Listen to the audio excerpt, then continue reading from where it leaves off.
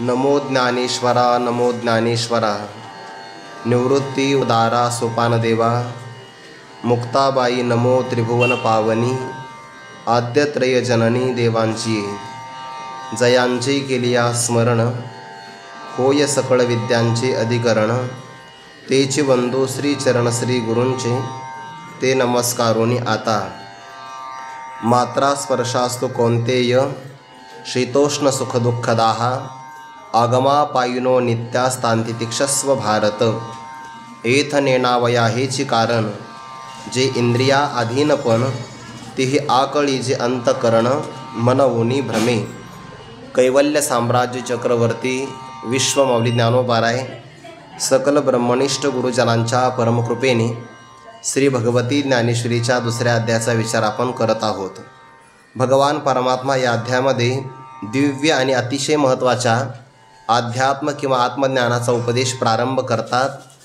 ज्यांच्या संबंधाने अर्जुना शोक करू नये त्या पदार्थांच्या विषयी तू शोक करतो आहे। जगामध्ये दोनच पदार्थ आहे, मानलं तर एकच आहे, पण व्यावहारिक सत्तेचा अंगीकार केला तर मग दोन आहेत, प्रातिभासिक सत्तेचा अंगीकार केला तर मग तीन आहेत। म्हणून व्यवहाराच्या अंगाने विचार करून पाहिलं तर एक पदार्थ विनाशी आहे आणि एक तत्व मात्र अविनाशी आहे। विनाशी पदार्थाच्या संबंधाने शोक करण्यामध्ये कोणताही पुरुषार्थ नाही, कारण जो विनाशी आहे तो कधी ना कधीतरी नष्ट होणारच आहे। दुर्लभो मानुषो देहो देहिनाम क्षणभंगुराहा। मनुष्य देह दुर्लभ आहे आणि त्यामध्ये सुद्धा तो प्रत्येक क्षणाला संपतच जाणार आहे। तत्संबंधाने महापुरुष किंवा ज्ञानी विद्वान व्यक्तिमत्व कोणत्याही प्रकारे शोक करत नाही। आणि आत्मतत्वाचा विचार केला तर कोणत्याही देशात कोणत्याही कालामध्ये कोणत्याही परिस्थितीमध्ये आत्मतत्वाचा विनाश कधीही होणं शक्य नाही। न जायते म्रियते वा कदाचिन। नायम भूत्वा भविता न भूयः। अजो नित्य शाश्वतोयम पुराणो। न हन्यते हन्यमाने शरीरे। शोक करण्याचं काही कारण नाही। ज्या शरीराच्या संबंधाने शोक करायचा ते शरीर फक्त वर्तमान काळामध्ये स्थायी आहे। वर्तमान काळामध्ये सुद्धा स्थायी म्हणण्याचा अर्थ व्यावहारिक अंगाने आहे। पारमार्थिक अंगाने विचार केला तर जे शरीर आपण आता पाहतो आहे तैसीच याची स्थिती नासत जाय क्षणक्षणाप्रती। प्रत्येक क्षणाला हे नष्ट होत आहे। शरीर नष्ट होणार आहे, आत्मतत्व मात्र कायम राहणारं। आणि भगवंतांनी तो विचार 12व्या श्लोकामध्ये सांगितला। नत्वेवाहम जातो नासम नत्वम नेमी जनाधिपाहा। नचैव न भविष्याम सर्वे वयम अतः परम। या 12व्या श्लोकामध्ये जो भाव आला यामध्ये पूर्वजन्म पुनर्जन्म यांची संगती देवाने प्रतिपादन केलेली आहे। किंवा या श्लोकामध्ये पुनर्जन्म आणि पूर्वजन्म मानला तर अकृताभ्यागम नावाचा दोष येत नाही। आणि पुन्हा नवीन पुनर्जन्म मानला तर कृतवी प्रणाश नावाचाही दोष येत नाही। फक्त याच देहामध्ये जर आत्मा मानला देहस्वरूपाने तर अडचण काय येते? या असणाऱ्या देहस्वरूप आत्म्याने पाप किंवा पुण्य केलं नाही तरीसुद्धा त्याला सुखदुःखाचा अनुभव घ्यावा लागतो। जे केलं नाही ते भोगावं लागणं याला अकृताभ्यागम नावाचा दोष म्हणतात। केलं तर काहीच नाही पण तरी प्राप्ती झाली। किंवा आगामी जन्म जर मानला नाही तर या जीवनामध्ये कर्म केलं आहे पण त्याचा फल भोगा वाचून नाश होत असेल तर त्याला कृतविप्रणाश नावाचा दोष असं म्हणतात। पण भगवंतांनी त्या शंकेचे निराकरण केलं। अर्जुना, मागे आपण सर्वजण नव्हतो असं नाही, आता तर वर्तमान काळामध्ये व्यवहार करतो आहे आणि सर्वच्या सर्वजण भविष्य काळातही राहणार नाही असं नाही। याचा अर्थ तिन्ही काळामध्ये आपलं अस्तित्व आहे। ज्या भावाचं किंवा पदार्थाचं तिन्ही कालामध्ये अस्तित्व असतं, सत्ता विद्यमान असते त्यालाच सत असं म्हणतात। आणि ज्याची सत्ता फक्त एक काळात असून दोन काळामध्ये नसते त्याला मात्र असत असं म्हणतात। अर्जुना, आत्मस्वरूपाने आपण तिन्ही काळामध्ये आहोत। देहाचा विचार केला तर देह फक्त एका काळात आहे। भूतकाळात हा देह नव्हता, मी तू आणि सर्वजण होतो। भविष्य काळातही हा देह राहणार नाही, पण आपण सर्वजण आत्मस्वरूपाने विद्यमान राहणार आहोत। जे नित्य तत्व आहे त्याला सत्य असं म्हणतात। त्या संबंधाने काय शोक करायचा, म्हणजे अनित्य तत्व आहे त्याच्याही संबंधाने शोक का करायचा, जीवाला देहांतराची प्राप्ती कशी घडते याकरिता भगवंतांनी दृष्टांत दिला तो वर्तमान काळातल्या देहाचा. एकाच देहामध्ये जसं एका देहाला 3 अवस्थांची प्राप्ती होते, तसं जीवाला आगामी जन्मामध्ये देहांतराची प्राप्ती होते. शब्द फक्त कसा आहे, अवस्थांतर, आणि दुसरा आहे देहांतर. हे अंतर यातलं कळालं तर मग लक्षात येतं. हे एकाच असणाऱ्या जीवनामध्ये एका देहाला बालपण, तरुणपण आणि जरा म्हणजे वार्धक्य अवस्था, याला अवस्थांतर असं म्हणतात. या अवस्था प्राप्त होतात. एकच शरीर आहे, पण एका शरीरामध्ये जशा 3 अवस्था येतात जातात, त्याच्या संबंधाने देहात काही बदल जाणवत नाही. तसं कर्मसंबंधाने आगामी जीवनामध्ये नवीन देहांतराची प्राप्ती होते. जे बुद्धिमान पुरुष असतात त्या संबंधाने कोणत्याही प्रकारचा ते शोक करतच नाही. तथा देहांतर प्राप्तीर धीरस्तत्र न मुह्यती. यातला एक सिद्धांत पुन्हा सांगितला आहे. देहांतराची प्राप्ती होते आहे याचा अर्थ काय सांगितला, जीवाचं अस्तित्व मान्य केलं आहे. जर याच देहाबरोबर जीवात्मा नष्ट झाला तर पुन्हा तो दोष येऊ शकतो. ज्याला देहांतराची प्राप्ती झाली आहे तोच जीव आगामी काळामध्ये सुद्धा राहत असतो. कुठपर्यंत राहतो, देहांतर बदलत आहे, पण जीवाचं असणारं सूक्ष्म शरीर मात्र बदलत नाही. जोपर्यंत ब्रह्मज्ञान होत नाही तोपर्यंत अनादिकालापासून असलेलं आपलं सूक्ष्म शरीर हे कायम राहत असतं. परमार्थामध्ये ही चांगली गोष्ट आहे की सूक्ष्म शरीरावर संस्कार होत असतात.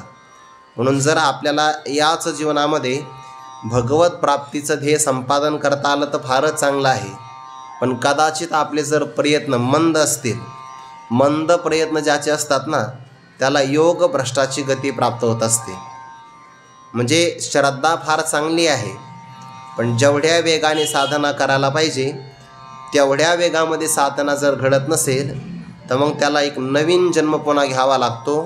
आणि तोही जन्म असा आहे, शुचीनाम श्रीमताम गेहे योग भ्रष्टोभिजायते अथवा योगिनामेव कुले भवती धीमताम. साधनेचा प्रयत्न जर मंद असेल तर त्याला योग भ्रष्ट व्हावं लागतं. बरं, योग भ्रष्ट वेगळा आणि भ्रष्ट योगी वेगळा. शब्द जर बदलला तर विशेषणाचा अर्थ पुन्हा बदलू शकतो. भगवत प्राप्तीच्या मार्गाला निघाला त्याला म्हणतात योग, आणि त्या योगातून जो मागे सरकला त्याला म्हणतात योग भ्रष्ट. म्हणून हाही चांगला आहे. त्याला देहांतर प्राप्ती ही नूतन देहाची प्राप्ती होते. बुद्धिमान पुरुष तत्संबंधाने कोणत्याही प्रकारे मोहाला प्राप्त होत नाही. सामान्य पुरुष एका देहाला सोडायचं असेल तर वासनेचा अंगीकार केल्यामुळे सोडतच नाही, बळच यमाला त्याला बाहेर काढावं लागतं. म्हणून तर तुकोबारांचं प्रमाण आहे ना, नाही त्या यमासी करुणा बाहेर काढिता कोडी प्राणा ओढाळ सापडी जैसे धान्या चोर यातना धरी जेतो. यमाला करुणा नाही, पण तो देहातून याचा प्राण काढून घेत असतो. प्राणोत्क्रमण होतं. जीवाचा सहजासहजी सोडत नाही बघा. आयुष्यभर त्याने ते कमवलेलं असतं, त्यामुळे त्याला ते सोडावं लागत नाही. पण बुद्धिमान पुरुष नवीन देहांतराची प्राप्ती होत असेल तत्संबंधाने कोणताही शोक करत नाही. खरं तर असं आहे, आपण प्रत्येक दिवशी देहाला सोडतोच आहे, फक्त ते आपल्या लक्षात येत नाही. फक्त आपण जर हा अभ्यास वाढवला तर आपल्याला जिवंत असतानासुद्धा देह सोडता येतो. त्याला जीवनमुक्त अवस्था म्हणतात. आपल्याला मूर्छा आली म्हणजे चक्कर आली एखाद्या व्यक्तीला, त्या काळामध्ये देहाचं स्मरण राहतं का? नाही ना. देहाचं आपल्याला विस्मरण होऊन जातं. म्हणजे तेवढ्या काळापर्यंत का होईना देहाचं तादात्म्य आपण सोडलेलं असतं. जेव्हा आपल्याला स्वप्न पडतं तेव्हा आपण या देहाला सोडलेलं असतं, वासनात्मक देहाचा अंगीकार केलेला असतो. आणि गाढ झोपेमध्ये स्थूल सूक्ष्म या 2 देहाला आपण सोडत असतो. समाधी अवस्थेमध्ये लागली तर जागृती, स्वप्न आणि सुषुप्ती या 3 अवस्थेमध्ये आपल्याला स्थूल, सूक्ष्म आणि कारण या 3 देहाचा अनुभव येतो. समाधीमध्ये या तीनही देहाला सोडलेलं असतं आपण. म्हणजे देहाला धारण करणं, त्याचं तादात्म्य सोडणं, याचा दररोजचा आपला अनुभव आहे. आणि ज्या काळामध्ये आपण देहाला विसरतो त्याच काळामध्ये आपल्याला सुखाची प्राप्ती होते.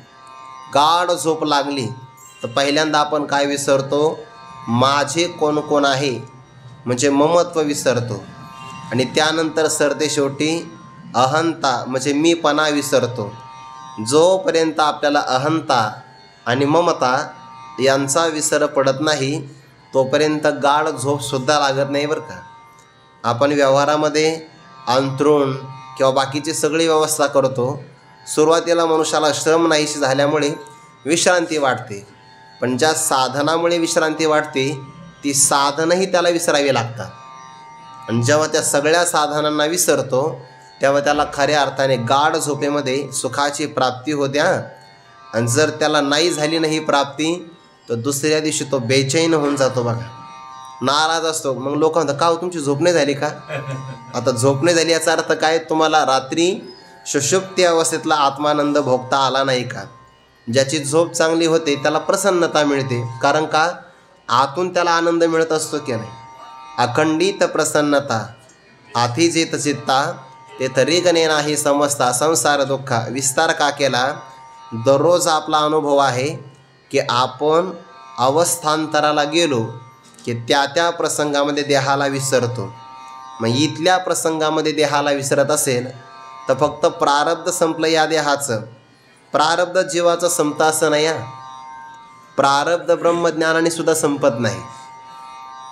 ब्रह्मज्ञानाने संचित कर्म दग्ध होतं, क्रियमान कर्म लागत नाही. प्रारब्ध भोगून संपावं लागतं. प्रारब्ध निघालेला आहे ना, धनुष्यातून सुटलेला बाण आहे तसा प्रारब्धाचा वेग आहे. म्हणून प्रारब्ध भोगल्याशिवाय संपत नाही, हा एक निकष आहे. दुसरा निकष, खरं तर प्रारब्ध त्याचा देह राहतो म्हणून आपल्याकरता लावलेली संगती आहे. आणि मग प्रारब्धामध्ये जेवढे देह असतील तेवढे प्राप्त करावे लागतात. तेही प्रारब्ध आपलं नसतं, देहाचंच असतं. मग या देहाचं प्रारब्ध संपलं तर हा देह सुटणार आहे आणि कर्मानुसार नवीन देहाचं प्रारब्ध प्रारंभ होणार आहे. जीवाने कर्माचं तादात्म्य घेतल्यामुळे त्याला ते कर्म फळ देत असतं. आणि जर त्याने ते कर्माचा संबंध सोडला की त्याला त्या फलाची प्राप्ती होत नाही. भगवान म्हणतात ना, यत करोषी यदश्नाशी यज्ज होशी ददासी यत यत तपस्यसि कौन्तेय तत्कुरुष्व मदर्पणम शुभाशुभफलैरेवं मोक्षसे कर्मबंधनैः संन्यासयोगयुक्तात्मा विमुक्तो मामुपैष्यसि. मग अग्निकुंडे बीजे घातली ते अंकुरदशी जेवी मुकली तेवे न फळतीची मज अर्पिली शुभाशुभे. मला अर्पण केली की कर्म लागत नाही, आणि जोपर्यंत कर्म खंडित होत नाही तोपर्यंत देहांतराची प्राप्ती खंडित होत नाही. पुरुष ज्ञानी पुरुष यामध्ये मोहित होत नाही. तथा देहांतर प्राप्तीर धीरस्तत्र न मुह्यती. यावर आपण सगळ्या वयोकाल पाहिलेले आहे. भगवान म्हणतात, ऐक अर्जुना, शरीर तर एकच आहे पण वयाच्या भेदाने अनेकत्वाची प्राप्ती होते. हे प्रत्यक्षचे एक प्रमाणातून कुमार अवस्था दिसते, तारुण्य अवस्थेमध्ये ती नष्ट होऊन जाते. जरा अवस्था प्राप्ती झाली की तरुण अवस्था नष्ट होऊन जाते.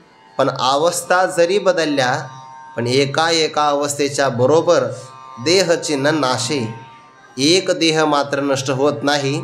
हे झालं उदाहरण. तैसी चैतन्याच्या ठाई ये शरीरांतरे होती जाती पाही, ऐसे जाणे तया नाही व्यामोह दुःख. तशा प्रकारे चैतन्य म्हणजे ज्ञानस्वरूप असणारं आत्मतत्व, त्याच्या ठिकाणी हे असणारं शरीरांतरे अन्य शरीरांची प्राप्ती होते जाते. हे अर्जुना प्रत्यक्ष पहा. आणि त्यामुळे चैतन्यामध्ये कोणताही बदल होत नाही. ज्या अर्थी शरीर येतात आणि जातात याचा अर्थ जाणारं आणि येणारं तत्व स्थिर नसतं. पै आपुलेचे साचे ते कल्पांती न वचे, हे जाणवणे गताचे नश्वचिजो. जे येतं आणि आपल्याला सोडून जातं ते आपलं स्वरूप नसतं. स्वरूप त्यालाच म्हणतात जे कोणत्याही कालामध्ये, कोणत्याही अवस्थेमध्ये, कोणत्याही प्रसंगामध्ये आपल्याला सोडून जात नाही. स्वरूपच त्याला म्हणतात की जे कायम आपल्यासोबत राहणार आहे. शरीरं येतात आणि जातात, तत्संबंधाने आत्मतत्वाची हानी होत नाही आणि ते आत्मतत्व परोक्षत्वाने नाही. या ओवीमध्ये ज्या स्वरूपाला चैतन्य असं म्हटलेलं आहे ते चैतन्य मीच आहे ऐसे जाणे. असं जो जाणतो आत्मत्वाने, तया नाही व्यामोह दुःख, त्याला भ्रांतीजन्य असणारं दुःख भोगावं लागत नाही. चैतन्याला तर नाहीच भोगावं लागत, पण त्या चैतन्याला परोक्षत्वाने जाणलं तरी त्यामध्ये कोणताही पुरुषार्थ नाही. ते मीच आहे असं जाणलं, याला अपरोक्ष ज्ञान असं म्हणतात. जीवाला प्राप्त झालेली भ्रांती ही अपरोक्ष आहे आणि अपरोक्ष भ्रांतीचं निवारण करायचं असेल तर त्यासाठी अपरोक्षच ज्ञान असावं लागतं. परोक्ष ज्ञानाने काम भागत नाही. उदाहरण दिलं म्हणजे लक्षात येईल. लाकडामध्ये अग्नी आहे की नाही? लाकडामध्ये अग्नी आहेच. समजा अंधार पडला, एखादा व्यक्ती मला का आता अग्नी पाहिजे म्हणजे आपल्याला प्रकाश प्राप्त होईल. एक व्यक्ती अग्नी घेऊन आला, म्हणे बघा हे लाकूड असं वरती दारा म्हणजे अंधार निवृत्त होईल. तुम्हाला का लाकडामध्ये अग्नी असतो? लाकडातला अग्नी हा सामान्य अग्नी आहे. सामान्य जे तत्व असतं ना, सामान्य अग्नी हा अंधकाराचा विरोधी नाही. जेव्हा लाकडाचं एकमेकामध्ये घर्षण होईल आणि त्या लाकडातून सामान्य असणारा अग्नी विशेष रूपाला प्राप्त होईल, तो विशेष अग्नी जसा अंधकाराचा नाशक आहे तसं परोक्ष ज्ञानातलं असणारं ब्रह्मज्ञान हे उलट भ्रमाला पोषक आहे. त्याच्यातून भ्रम वाढत जातो. पण त्याच परोक्ष ज्ञानाचं अपरोक्ष ज्ञानामध्ये पर्यवसान झालं तरच मग ते अपरोक्ष ज्ञान भ्रमाला निवृत्त करू शकतं. ऐसे जाणे तया नाही व्यामोह दुःख. म्हणून देहांतरामध्ये बदल होत असेल तर ज्ञानी पुरुष शोकाला प्राप्त होत नाही. पण अर्जुनजी असं म्हणतील, प्रभो देहांतरामध्ये बदल झाला, नवीन देहांतराची प्राप्ती झाली तर मी शोक आणि मोहाला प्राप्त होणार नाही. पण एका जीवनाचा जर विचार केला तर या भीष्माचार्यादिकांचा देह दुष्ट पुरुषांचा देह संयोगाला प्राप्त झाला तर दुःख होतं आणि सज्जनाच्या देहाचा वियोग झाला तरी दुःख प्राप्त होतं. हे दुःखाचे प्रकार आहे. बरं, संयोग आणि वियोग मनुष्याच्या सुखदुःखाला कारण आहे. मग कसा? अनुकूलाचा वियोग होत असेल तरी दुःख आहे आणि प्रतिकूलतेचा संयोग होत असेल तरी दुःखच आहे. याच्या उलट अनुकूलतेचा संयोग सुखाला कारण आहे आणि प्रतिकूलतेचा वियोगसुद्धा सुखाला कारण आहे. म्हणजे सुखाला कारण संयोग आणि वियोग आहे, पण त्यात 4 प्रकार होतात. सज्जन मनुष्य आपल्याला मिळाला तर मनुष्याला आनंद वाटतो आणि दुर्जन बसमधून निघून गेला तर प्रवास आपण करतोय ना आपल्या जवळच बसलेला आहे बिचारा. मग दुर्जनाचा वियोग झाला तरी मनुष्याला वाटतं सुटलो वयाच्यातून एकदा, असं वाटतं की नाही. आणि चांगला सज्जन मनुष्य आपल्या जवळ आला तर तरी मनुष्याला आनंद होतो. म्हणजे दुर्जनाच्या वियोगातही आनंद आहे, सज्जनाच्या संयोगामध्ये सुद्धा आनंद आहे. कालांतराने सज्जन निघून गेला तरी दुःख आहे आणि पुन्हा पहिल्यापेक्षा चांगला दुष्ट आला नवीन प्रकाराचा तरीसुद्धा मनुष्याला दुःखच आहे की नाही. हे संयोग वियोग अनुकूल प्रतिकूल येतात जातात. म्हणून भीष्माचार्यादिकांच्या देहाचा जर वियोग झाला प्रभो तरी मला दुःखच होणार आहे आणि दुष्ट दुर्योधनाचा संयोग झाला तरी दुःखच होणार आहे की नाही. हे सुखदुःख तर कायमच राहणार आहे. मला देहांतराच्या प्राप्तीचा बदल झाला तर याला मी मोहाला नाही प्राप्त होणार. पण एका जीवनामध्ये मला जर इंद्रियाला संयोग वियोग अनुकूल प्रतिकूल प्राप्त झालं तर दुःख होणारच ना. म्हणून मी शोक करतो आहे. यामध्ये शोक करणं अनुचित नाही, उचितच आहे असं कदाचित अर्जुनजी म्हणतील. तर भगवान त्याही शंकेचं निराकरण पुढे करतात.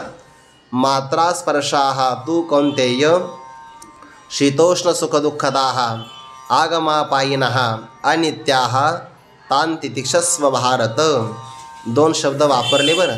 हे भारत, हे कौन्तेय. याचा अर्थ भा शब्दाचा शंकरानंदीमध्ये अर्थ फार गोड केला आहे बघा. भा म्हणजे ब्रह्मविद्या आणि रत म्हणजे रमते. जो ब्रह्मविद्येमध्ये रममान होतो त्याला म्हणतात भारत. आपल्या देशाचं नाव काय आहे? भारत हे आपल्या देशाचं नाव आहे. म्हणून भारत देशामध्ये जन्माला आलेला प्रत्येक व्यक्ती हा ब्रह्मविद्येमध्ये रममान झाला पाहिजे. आणि रममान होत असेल तर मग त्याचा भारतामध्ये जन्म सफल झाला. भरतखंडी नरदेह प्राप्ती हे तो परमभाग्याची संपत्ती. भारत देशामध्ये ब्रह्मविद्या संपादन करायला कष्ट लागत नाही बघा. आपल्याकडं सहज जरी माणसं जन्माला आले भारत देशामध्ये सहज, तरी त्याला संस्कार असतात बघा. काहीचे संस्कार लुप्त होतात आणि काहीचे मग वारीमध्ये आले की वाढतात. असं निमित्त प्राप्त झालं की तो परमार्थ ज्ञानाला बरोबर प्राप्त होतो. हे आपल्या भारताचं वैभव आहे. अर्जुना, पितृकुलाने विचार केला तर तो भारत आहे, आणि मातृकुलाने विचार केला तर कौंतेय, कुंती मातेचा पुत्र आहे, ज्याची मातृशुद्धी आणि पितृशुद्धी दोन्ही संपन्न आहे. एवढ्या मोठ्या अधिकाराचा तो आहे. मग तो काय केलं पाहिजे? मात्रा स्पर्शाः शीतोष्ण सुखदुःखदाः आगमापायिनः अनित्याः तान् तितिक्षस्व. त्यांना तो सहन केलं पाहिजे. मात्रा हा शब्दाचा अर्थ होतो इंद्रियानी. मीयन्ते आभिः विषयाः तै इंद्रियानी. ज्यांच्याद्वारे माप घेतलं जातं ना, शब्दादी विषयांना जे मोजतात, प्रत्येक इंद्रिय आपापल्या विषयाला जाणतं बघा.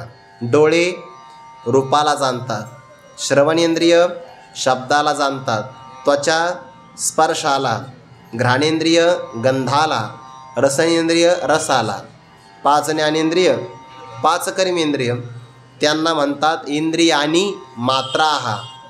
ते आपापल्या विषयाचं माप घेतात. डोळे शब्दाला नाही जाणत, डोळे फक्त रूपाला जाणतात. कान जे आहे ते फक्त शब्दाला जाणतात, रूपाला जाणत नाही. असे प्रत्येक इंद्रिय आपापल्या विषयाला जाणतात, दुसऱ्याला जाणत नाही. शब्द स्पर्श रूप रसगंध श्रोत्र त्वक चक्षु रसना आणि घ्राण बरोबर आपल्या इंद्रियाला जाणतात, बाकी कशाला जाणत नाही.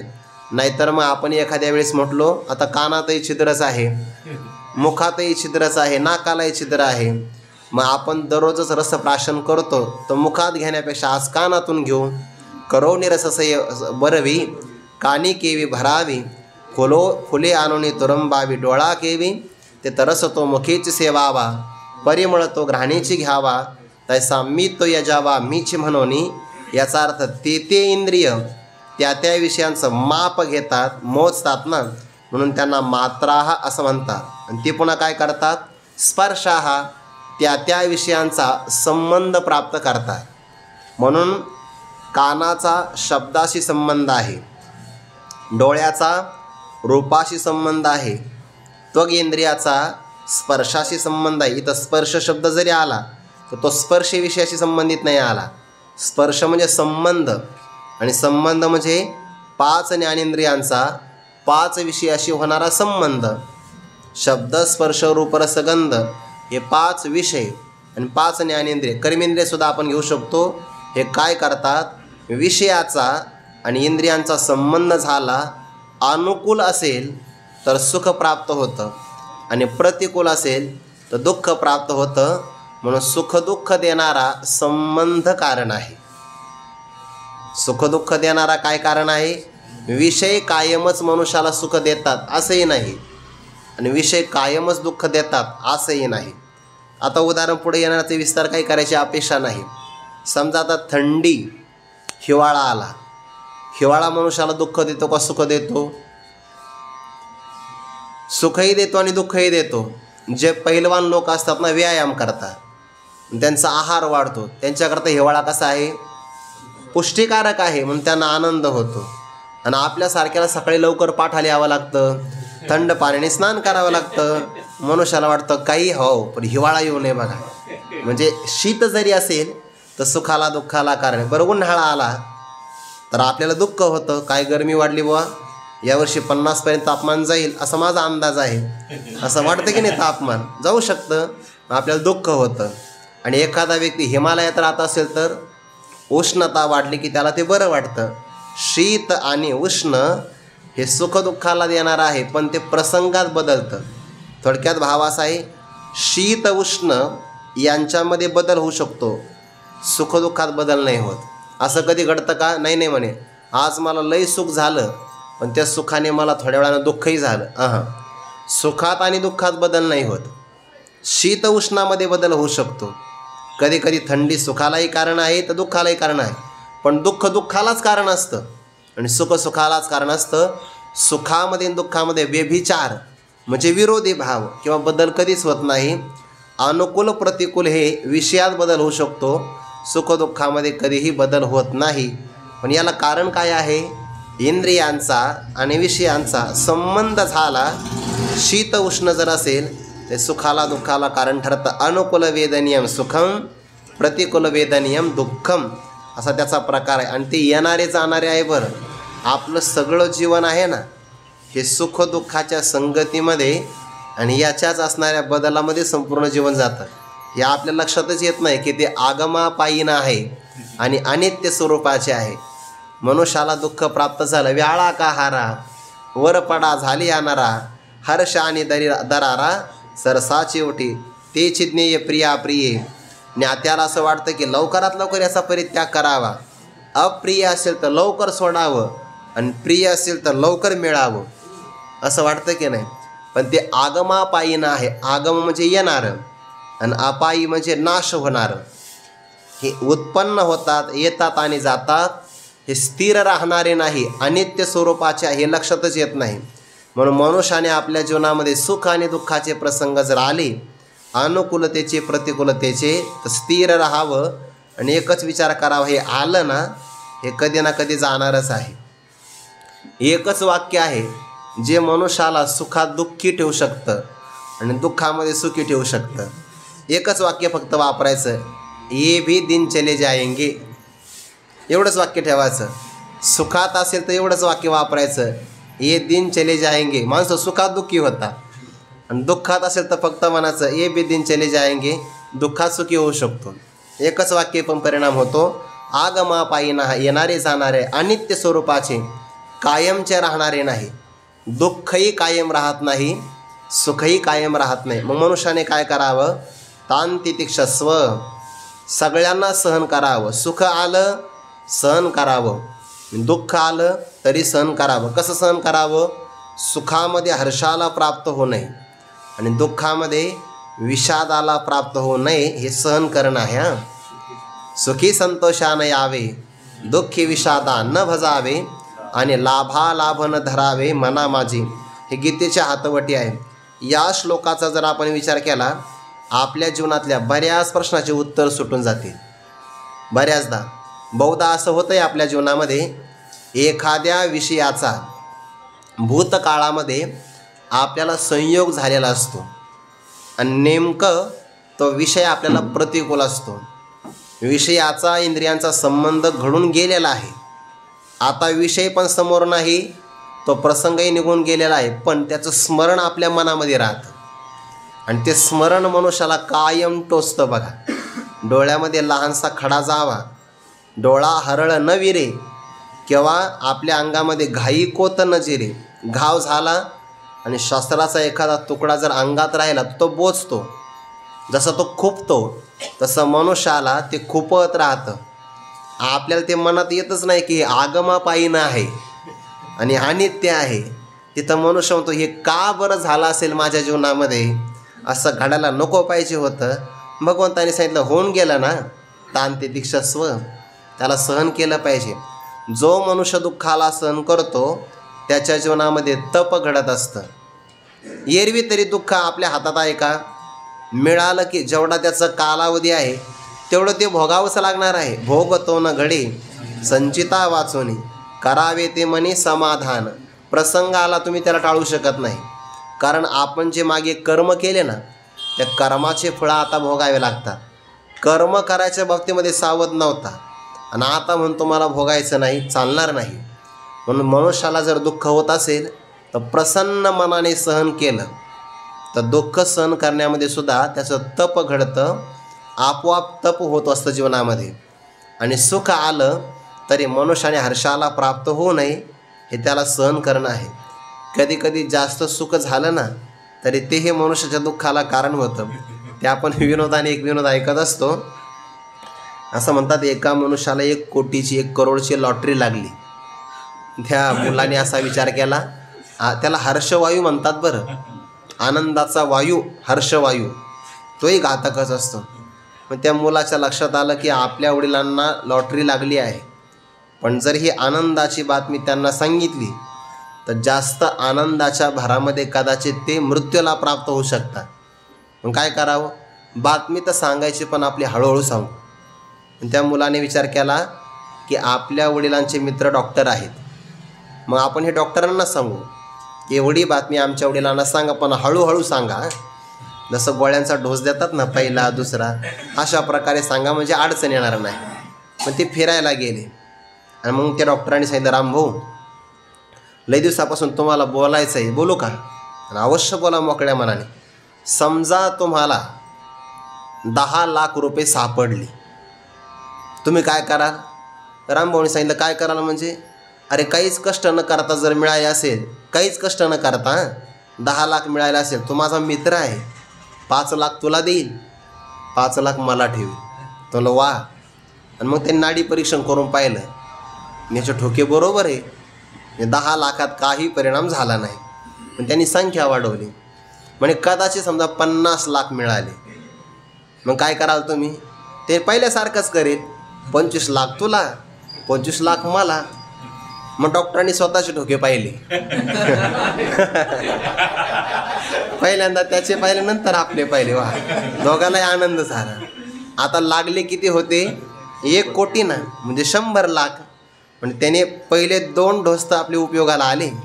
म्हणे कदाचित समजा तुम्हाला 1 कोटी रुपयाची लॉटरी लागली तर काय कराल?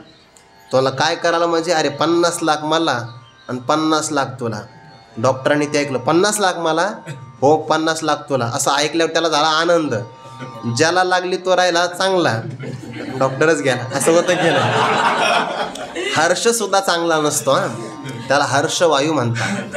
म्हणजे सुख आणि दुःख दोन्हीसुद्धा हे अंतःकरणाचे परिणाम आहे. सुखसुद्धा हा अंतःकरणाचा विकारच आहे आणि दुःखसुद्धा हा अंतःकरणाचा विकारच आहे. म्हणून तानतितिक्षस्व, आत्मस्वरूपाने विचार कर अर्जुना. आपण बऱ्याचदा आपल्या दुःखी असणाऱ्या मनाशी तादात्म्य करतो बघा. हे जीवाचं आहे ना कायमचं रडगाणं आहे. तो कधी कधी स्थूल देहाचं तादात्म्य घेतो, म्हणजे म्हणतो मी कृश आहे, मी स्पुष्ट आहे. हे स्थूल देहाचं तादात्म्य आहे. माझा प्राण विकळ झाला, प्राणाशी तादात्म्य आहे. माझं मन चंचल झालं, मनाशी तादात्म्य. माझी बुद्धी मला साथ देत नाही, हे त्याचं विज्ञानमयी कोशाशी तादात्म्य. आज मी खूप आनंदात आहे, आनंदमयी कोशाबरोबर तादात्म्य. म्हणजे जीव असा कायम एकाला धरतो एकाला सोडतो.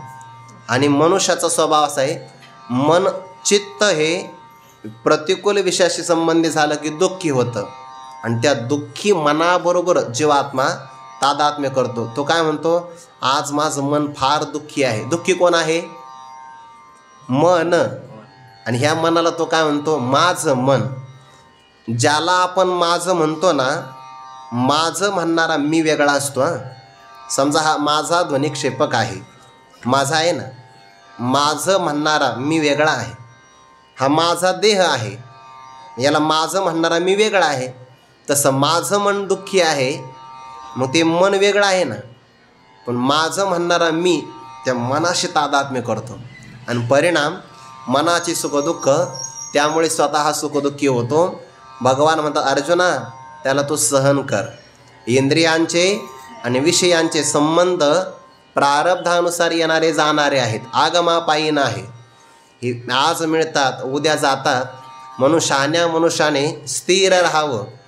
आपल्याला प्रारब्धाने मिळतात, मिळालं का आपला परिचय वाढतो आणि मग परिचय झाला की स्नेहात बदल होतो. स्नेह जडलं की मग त्याला ते सोडावंसं वाटत नाही, म्हणून तर रडण्याला कारण होतं. नाहीतर मनुष्य पहिल्यापासून जर असा अलिप्त राहिला असंग, तर त्याला कोणत्या वियोगाचं आणि कोणत्या संयोगाचं सुखदुःख होण्याला काहीच कारण नाही. हे स्वतः आपण वाढून घेतलेलं जाळं आहे. आपलं उदाहरण पाहिलं आपल्या जीवनाचं तर लक्षात येतं की नाही. आपण जेव्हा आळंदीला येतो तेव्हा कसे असतो, वा एकटे एक, असंग परब्रह्म एकमेव अद्वितीयम, असं आळंदीला आलेला असतो की नाही, एकटाच असतो. आणि इथं आल्यानंतर मग कार्यक्रमामुळे परिचय वाढतात. असं. मग ते नातेसंबंध जोडले की मग तेच त्याला काय करतात, सुख किंवा दुःखाला कारण होतात. हे आपल्या मनी मानसी असलं पाहिजे. पुत्र पत्नी सहोदर, माय बाप गोतांचा पसर, मिळती काष्टे लोटता पूर, आदळी दूर होती खल्लाळी, संयोगा विप्रयोगांता. संयोग झाला की वियोग ठरलेला आहे, रडायचं काय त्यामध्ये, आगमा पायी आहे तांती तिक्षस्व, त्यांना तो सहन कर. यावर ज्ञानोबारे स्पष्टीकरण सांगतात. एथ नेणावया हेचे कारण, जे इंद्रिया अधीनपण, तीही आकळी जे अंतकरण, मनवुनी भ्रमे. या ओवीचा मागच्या ओवीशी संबंध आहे बरं. तैसी चैतन्याच्या ठाई, ये शरीरांतरे होती जाती पाही, ऐसे जाणे तया नाही व्यामोह दुःख, एथने नावया हेचे कारण. चैतन्य स्वरूपाच्या अधिष्ठानावर अनेक प्रकारचे शरीर उत्पन्न होता, प्रारब्धाने राहतात, प्रारब्ध संपलं की निघून जातात. बदल शरीरामध्ये आहे, बदल आत्मतत्वामध्ये नाही. का? ते निर्विकार आहे.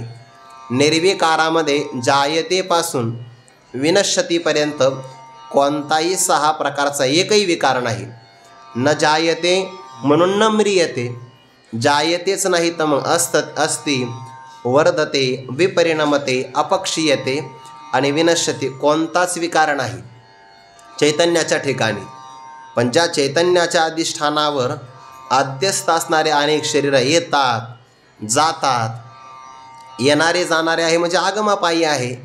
पण त्यामुळे बदल परमात्म तत्वावर होत नाही ना, कारण अधिष्ठानामध्ये लाभहानी अध्यस्त पदार्थ करूच शकत नाही. रज्जूवर सर्प भासला, आपण काल उदाहरण पाहिलं, त्यामुळे रज्जू काही विषारी झाली नाही. आणि रज्जूवर पुष्पमाळा भासली तर ती सुगंधीसुद्धा होत नाही. एखाद्याला जलधारा भासली त्यामुळे रज्जू ओलीसुद्धा होत नाही. का? जे भासतं ते मिथ्या असतं आणि मिथ्या पदार्थ सत्य पदार्थाची कोणत्याही काळामध्ये लाभ किंवा हानी काहीच करू शकत नाही. तसं चैतन्य सत्य आहे आणि शरीर अध्यस्त आहे, म्हणून त्याच्यामध्ये जाणारे येणारे शरीर आहे. चैतन्यामध्ये कोणताच बदल होत नाही. निर्विकारत्वात ऐसे जाणे, असं निर्विकार तत्वाला जो जाणतो तया नाही व्यामोह दुःख. आपल्या दुःखाला नष्ट करायचं असेल तर इथं उपाय सांगितला, जाणे. ज्याला व्यामोह दुःख, अज्ञानजन्य दुःखातून सुटायचं असेल त्याने एकच करावं, आपल्या आत्मतत्वाला जाणावं. तम एव विदित्वा अतिमृत्युमेती नान्य हा पंथा विद्यते अयनाय, भिद्यते हृदय ग्रंथीश्चिद्यन्ते सर्व संशयाः, क्षीयन्ते चास्य कर्माणि तस्मिन् दृष्टे परावरे. जगातले सगळे माणसं दुःख निवृत्ती करता प्रयत्न करतात की नाही? सगळे प्रयत्न करतात, पण त्यांच्या स्वतःच्या प्रयत्नाने दुःख निवृत्त मात्र काही होत नाही. दुःख निवृत्तीचा उपाय कोणता आहे? जाणे. आपल्या आत्मतत्वाला जाणणं हेच फक्त खऱ्या अर्थाने दुःख निवृत्तीला कारण आहे, दुसरं काहीच कारण नाही. जो जाणतो त्याला दुःख होत नाही, जो जाणत नसेल त्याची दुःखातून सुटका होत नाही.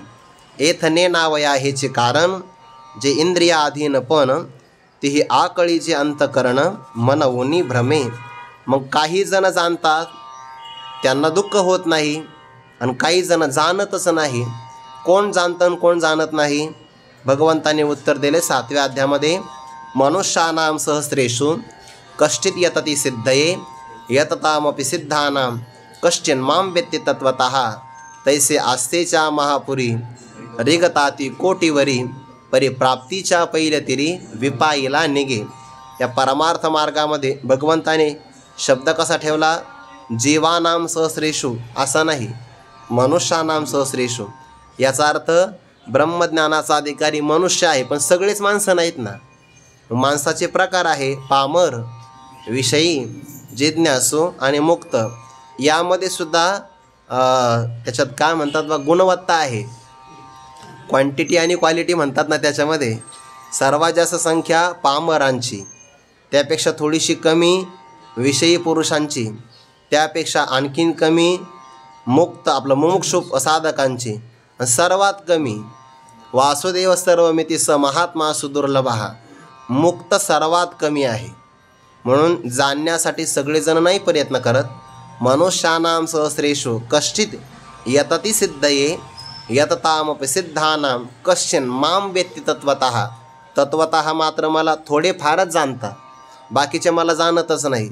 मग का जाणत नाही? एथणे नावया, हेच कारण. परमात्म तत्वाला न जाणण्यासाठी एकच कारण आहे. कोणतं? इंद्रियाधीन झालो देवा. इंद्रिया अधीनपण, आपल्या इंद्रियांच्या अधीन होणं, इंद्रियांच्या ताब्यात जाणं, हे सगळं परमात्म तत्वाला न जाणण्याचं कारण आहे. ज्याला जाणायचं असेल, इंद्रिय त्याच्या ताब्यात आले पाहिजे. जो इंद्रियांच्या ताब्यात जातो त्याला परमात्म तत्व जाणता येत नाही.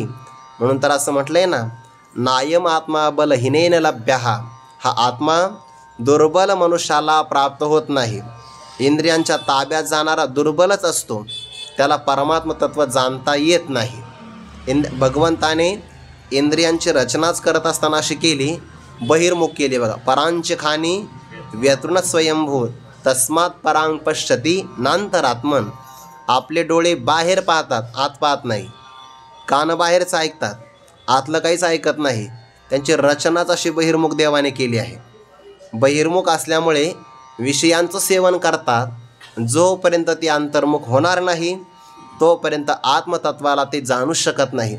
वृत्तीसुद्धा बहिर्मुख असेल ना तर ते चंचल असते, आणि जेव्हा वृत्ती अंतर्मुख होईल तेव्हा ती वृत्ती आत्मस्वरूपाला जाणू शकते.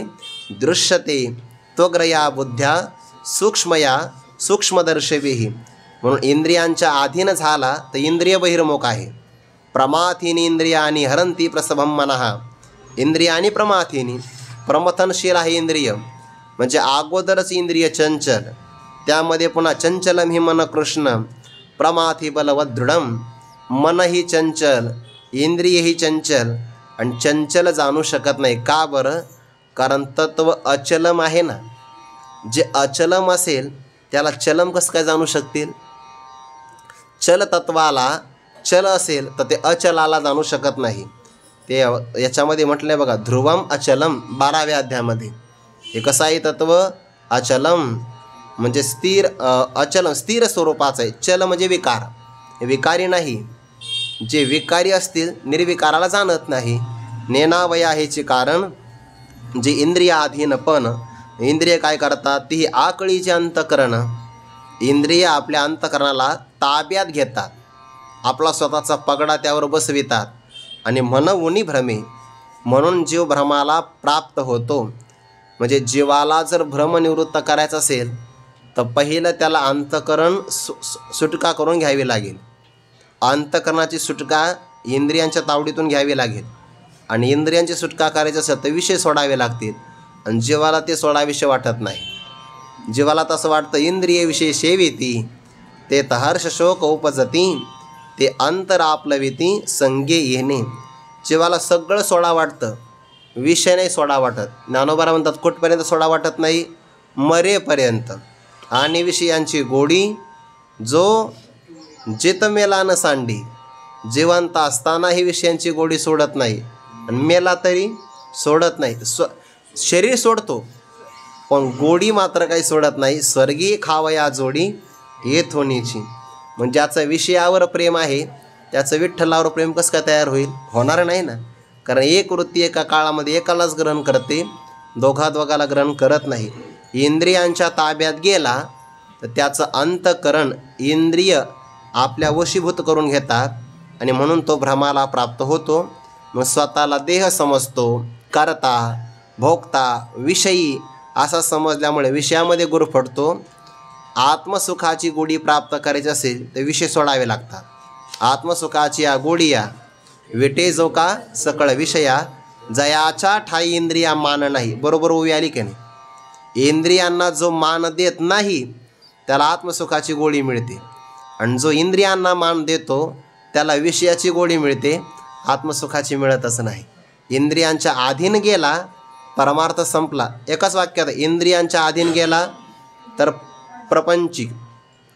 प्रपंचामध्ये आसक्त झाला, आणि इंद्रिय आपल्या ताब्यात आले की परमार्थाचा प्रवास सुरू झाला. म्हणून तर ज्ञानोबाने 6व्या अध्यायामध्ये म्हटलंय, इंद्रिय ग्रामोनी निघाला आस्थेच्या वाटा लागला, आत्मसिद्धीच्या पुढीला नगरा यावया. तो इंद्रियांच्या समूहामधून निघालेला आहे. इंद्रियांचं गाव आहे फार मोठं, किती मोठं गाव आहे, जे तो विषयांची मोठं झाडी, माझी कामक्रोधांची साकडी, चुकावून आला पाडी, सद्वासनेच्या हा साधकाचा प्रवास आहे. पहिल्यांदा त्याला इंद्रिय ताब्यात घ्यावे लागतात. तस्मात्त्वम इंद्रियानि आदो नियम्य भरतर्षभ, पापमानं प्रजेहि हेनम ज्ञानविज्ञाननाशनम. यांचा पहिला कुरुठा इंद्रिये, येथोनी प्रवृत्ती कर्मा तेविये, आधी निर्दळू घालुतिये सर्वथैव. पहिल्यांदा त्यांना ताब्यात घ्यावं लागतं. ज्याचे इंद्रिय ताब्यात नसतात त्याचं मन इंद्रियांच्या ताब्यात जातं. मनवनी भ्रमे. इंद्रिय गप्प नाही बसत. काय करतात? इंद्रिय विषय सेवेती, आपापल्या विषयाचं इंद्रिय सेवन करतात.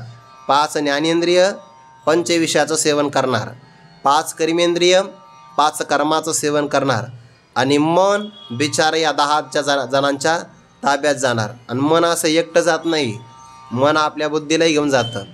आणि बुद्धी संपली की मनुष्य फक्त दिसताना मनुष्य दिसतो, असायला मनुष्य राहत नाही. बुद्धिनाशात प्रणश्यती.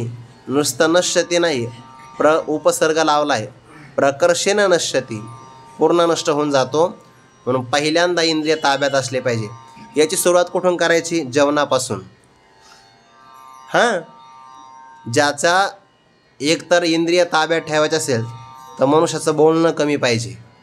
जितम सर्वम जिते रसे, भागवतामध्ये आला आहे. ज्याला रसनेंद्रियावर विजय संपादन करता आला त्याने सगळ्या जगातल्या सगळ्या विषयावर विजय संपादन केला. एकतर आपल्याला जे आवडतं त्याच्या ताब्यात जातो. पाठात आपल्याला सगळं बरं वाटतं, पदार्थ समोर आला की मग आपला ताबा राहत नाही. हो म्हणे माझी इच्छा नव्हती पण त्याने आग्रह केला. अरे आग्रह करणं त्याचं काम आहे, पण घेणं न घेणं आपलं काम आहे ना. त्यामुळे मग त्याला कसं काय, त्याचा मान कसा मोडायचा? चांगलं आहे, त्याचा मान नाही. पहिल्यांदा जितम सर्वम जिते रसे, बोलणं मोजकं असावं आणि ज्याचा आहारसुद्धा मोजका असावा. आपण काय सेवन करतो इंद्रियांना सवय लावली पाहिजे, तेव्हा मनाला सवय लागत असते. छोटे छोटे बदल केले ना, असं स्वामी विवेकानंदांनी एका पुस्तकात म्हटलं आहे, आपल्या सवयी हेच आपलं नंतर चारित्र्य तयार करत असतात. छोट्या छोट्या गोष्टी असतात. कधीतरी मौन धारण केलं पाहिजे. आपल्या इथं ज्यांनी अष्टादशा प्रारंभ केला ना, आपल्या कैलासपीठाचे श्री विद्यानंद गिरीजी महाराज आले होते. असं म्हणतात, मी काकांकडूनच ऐकलं आहे की ते दुपारी 2 वाजेपर्यंत बोलतच नसायचे. आणि बोलले तर हिंदीतून नाही, संस्कृत भाषेतून बोलायचे. मग दुपारी 2च्या नंतर सत्संग केला तर मग तो हिंदीमधून करायचा. संयमच आहे हा वाणीचा. ज्याला वाणी, जे डोंगरे महाराजांनी पण म्हटलं आहे, वाणी आणि पाणी याचा वापर मोजका करता आला पाहिजे, तो मनुष्य शहाणा असतो. यांचा हे इंद्रिय पहिल्यांदा नियमन करावे लागतात ना. म्हणून तर यम, नियम, आसन, नंतर प्राणायाम. सकाळीच उठला प्राणायाम, अरे अगोदर यम नियम आहे ना, यम नियम आसन आहे, त्यानंतर प्राणायाम, प्रत्याहार, धारणा, ध्यान, समाधी अवस्था ही पुढं आहे. पहिल्यांदा इंद्रिय ताब्यात ठेवावे लागतात. नाईक नेते कानची वाळी, न पाहणे ते दिठीची गाळी, आवाचे ते टाळी, जिभची का. हा संयम आहे. जो रसनेंद्रियाचा अंकेला का निद्रेशी जिवे विकेला, तो नाही येत म्हणे त्याला अधिकारी. आपण आपल्या दोषांचं समर्थन फार चांगलं करतो, बरं फार समर्थन चांगलं करतो. अशा ओव्या आल्या की मग नाही, समर्थन करायला बरोबर त्याला ओव्या सापडतात. निद्रे ही महानदीची अवसरे एके. अरे पण ते अवसरे म्हटलं आहे ना, अवसरे एके म्हटलं आहे, एरवी नाही. म्हणून पहिल्यांदा प्रारंभ इंद्रिय संयमापासूनच होत असतो. इंद्रिय विषय सेविती ते हर्ष शोक उपजती, ते अंतर आपलविती संगे येणे. इंद्रियाने विषयांचं सेवन केलं की त्या ठिकाणी अनुकूल विषय असेल तर हर्ष आनंद होतो मनुष्याला, आणि जर प्रतिकूल विषय असेल तर शोक उपजती. परिणाम काय होतं? आपलं अंतःकरण हर्ष किंवा शोकाला प्राप्त होणं हा विकारच आहे. अंतर म्हणजे अंतःकरण, आपलविती आपलं अंतःकरण बुडविलं जातं किंवा उच्च अवस्थेतून ते खाली येतं. सुख आणि दुःखाला प्राप्त न होणं हे अंतःकरणाची स्थिर भूमिका आहे, पण सुखाला किंवा दुःखाला प्राप्त होणं हे अंतःकरणाची एक प्रकारची अधपतित अवस्था आहे. या संघामुळे, म्हणजे कोणत्या संघामुळे? इंद्रियांना झाला विषयाचा संग, विषयामध्ये आहे अनुकूल आणि प्रतिकूल, त्यातून झाला हर्ष आणि शोक. त्या हर्ष आणि शोकाचा संग केला की मग अंतःकरण कधी कधी सुखी होतं, तर अंतःकरण कधी कधी दुःखी होतं. अंतःकरण सुखी होणं आणि दुःखी होणं हे अंतःकरणाचं अधःपतनच आहे. अंतःकरण सुख आणि दुःखाच्या अतीत गेलं पाहिजे. समदुःख सुख स्वस्थः असं अंतःकरण पाहिजे परमार्थामध्ये. जया विषयांच्या ठाई, इंद्रिय ज्या विषयांचं सेवन करतात ते कसे आहेत? जया विषयांच्या ठाई एकनिष्ठता कही नाही, तेथं दुःख आणि काही सुखही दिसे. विषयांच्या ठिकाणी एकनिष्ठता, एकनिष्ठता म्हणजे एकच स्थिती कायम राहणं असं कधीच नसतं बघा. एकच विषय आपल्याला कायम सुख देईल असं कधी घडत नाही. आपला मित्र आहे, कायम सुखाला कारण ठरेल असं काही नाही. जर त्याची इच्छा आपल्यामुळे पूर्ण नाही झाली तर मित्रच आपला शत्रू होत असतो. आणि शत्रूला असं वाटलं हा आपल्याला उपयोगी पडेल तर शत्रू आपला मित्र होत असतो. कोणताही विषय जगामध्ये कायम स्थिर कधीच राहत नाही. ते सगळं आपल्या अनुकूल सुखदुःखावर अवलंबून असतं. म्हणून जया विषयांच्या ठाई एकनिष्ठता कही नाही, एकनिष्ठता कधीच नसते, तेथं सुख दुःख आणि काही सुखही दिसे. विषयांच्या ठिकाणी दुःखही अनुभवाला येतं आणि कधी कधी आपल्याला सुखही प्राप्त होतं. एकच विषय असतो, सुख आणि दुःखाला कसा कारण ठरतो याचा विचार पुढे येणार आहे. चिंतन आपण उद्या पाहू. पुंडलिक वरदारी विठ्ठल श्री ज्ञानदेव तुकाराम माऊली ज्ञानेश्वर महाराज की जय. जगद्गुरु तुकाराम महाराज की जय. सद्गुरु जोग महाराज की जय.